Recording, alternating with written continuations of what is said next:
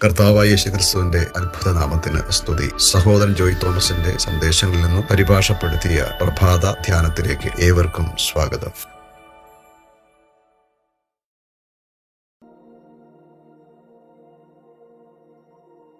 ആത്മീയ വ്യഭിചാരം എന്താണെന്ന് നമുക്ക് വിശദമായി പരിശോധിക്കാം.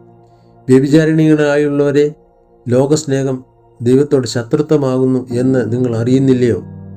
ആകയാൽ ലോകത്തിന് സ്നേഹിതനാകുവാൻ ഇച്ഛിക്കുന്നവനെല്ലാം ദൈവത്തിൻ്റെ ശത്രുവായി തീരുന്നുവെന്ന് യാക്കോബ് 4:4 നാം വായിക്കുന്നു. തിരുവെഴുത്ത് ഇവിടെ വളരെ വ്യക്തമാണ്. ലോകസ്നേഹം ദൈവത്തോടുള്ളതായ ശത്രുതയാണ് എന്ന് വചനം വ്യക്തമാക്കുന്നു. ഇംഗ്ലീഷിലുള്ള ലിവിങ് ബൈബിളിൽ വ്യഭിചാരിണികളായുള്ളവരെ, നിങ്ങൾ ഭർത്താവിൻ്റെ ശത്രുവിനെ സ്നേഹിക്കുന്ന ഒരു അവിശ്വസ്തയായ ഭാര്യയെ പോലെ ആകുന്നു.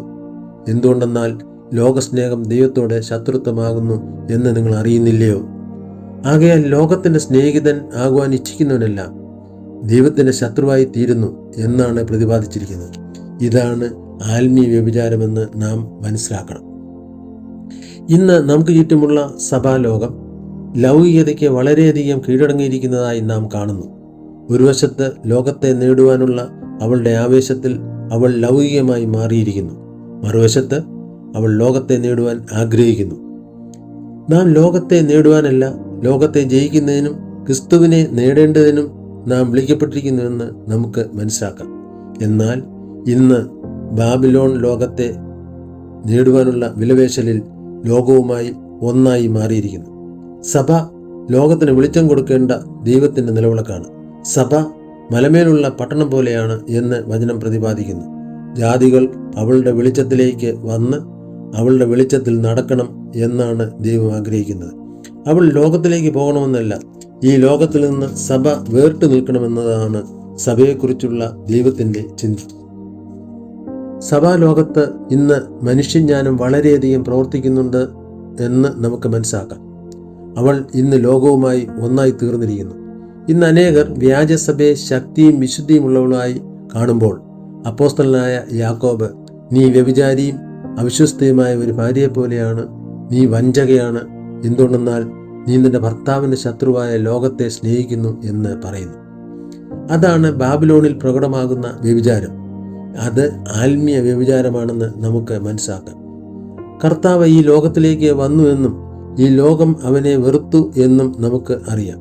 എന്നാൽ ഇന്ന് യേശുക്രിസ്തുവിനെ മണവാട്ടി എന്ന് സ്വയം വിളിക്കുന്നവർ ലോകവുമായി ഒന്നാണ്. അവർ ലോകത്തെ സ്നേഹിക്കുന്നു. അവർ ഭർത്താവായ യേശുക്രിസ്തുവിനോട് അവിശ്വസ്തരാണ്. കർത്താവിനോടുള്ള സ്നേഹം പ്രകടമാക്കേണ്ടത് തൻ്റെ വചനത്തോടുള്ള നമ്മുടെ വിശ്വസ്തതയിലും അനുസരണത്തിലുമാണ്.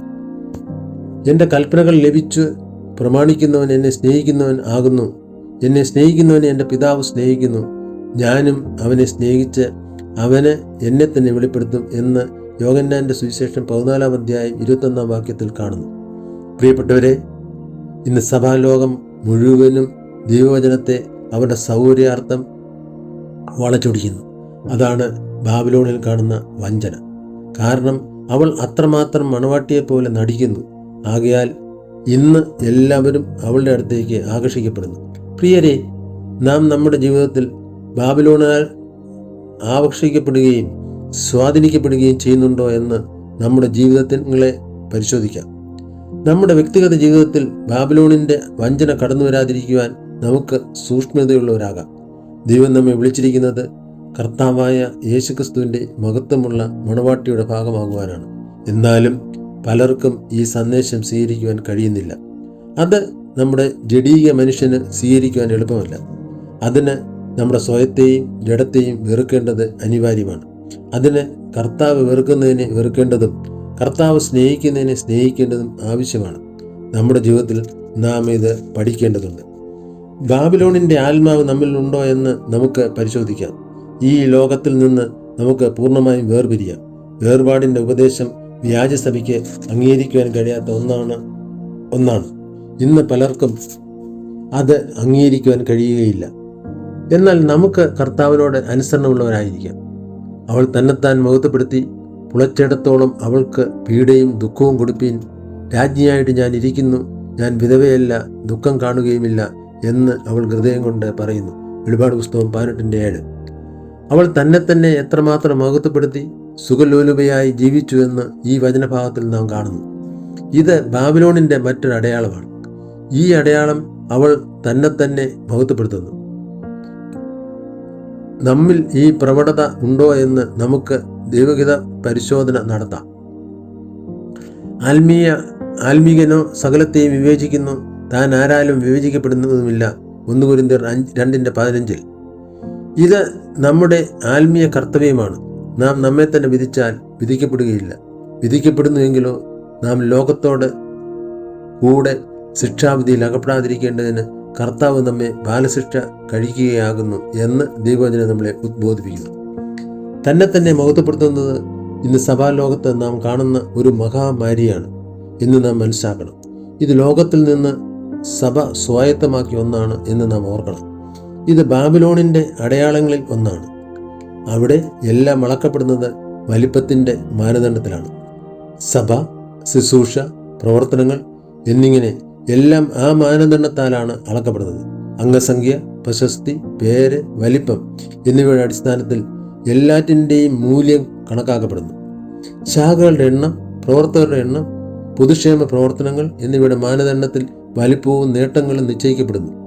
സഭയിൽ കടന്നു ചെല്ലുമ്പോൾ അവിടെയുള്ള എല്ലാറ്റിന്മേലും ധനസഹായം നൽകിയ വ്യക്തിയുടെ പേര് രേഖപ്പെടുത്തിയിരിക്കുന്നത് കാണുവാൻ സാധിക്കും. എല്ലാവരും ആഗ്രഹിക്കുന്നത് പേരും പെരുമയും മനുഷ്യരിൽ നിന്ന് വരുന്ന ബഹുമാനവും അംഗീകാരവുമാണെന്നത് തികച്ചും ദുഃഖകരമാണ്. ഇതാണ് ബാബിലോണിൻ്റെ അടയാളം. അവൾ മനുഷ്യരിൽ നിന്ന് വരുന്ന മഹത്വവും ബഹുമാനവും തേടുന്നു. അതാണ് ബാബിലോണിൻ്റെ ആത്മാവ്. കർത്താവിൻ്റെ നാളുകളിൽ ജീവിച്ചിരുന്ന യഹൂദന്മാരെ പോലെ അവർ മനുഷ്യരിൽ നിന്നും വരുന്ന സ്വീകാര്യതയും ബഹുമാനവും അന്വേഷിക്കുന്നു. ദൈവം നമ്മെ ബാബിലോണിൻ്റെ ആത്മാവിൽ നിന്ന് വിടുവിക്കുന്നതിനായി നമുക്ക് ദൈവമുഖം അന്വേഷിക്കാം. ദൈവം നമ്മെ സഹായിക്കട്ടെ എന്ന് നമുക്ക് പ്രാർത്ഥിക്കാം. ആമേൻ.